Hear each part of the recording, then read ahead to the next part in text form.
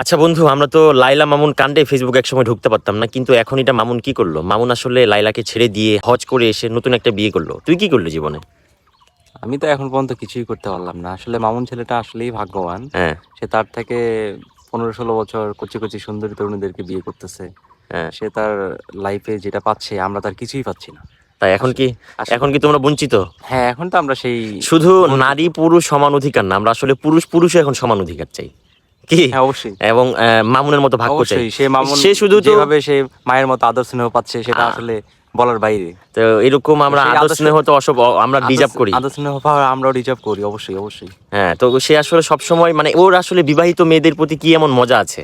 এখন তো মানুষজন এখন কিন্তু অবিবাহিত মানুষগুলো অবিবাহিতই রয়ে যাবে, কারণ এই যে মামুন শুধুমাত্র বিবাহিত মেয়েদেরকেই বিয়ে করে, কি এমন মজা পায়? তো লাইলাও সম্ভবত ওর থেকে বয়স 45 বছরে বড় ছিল।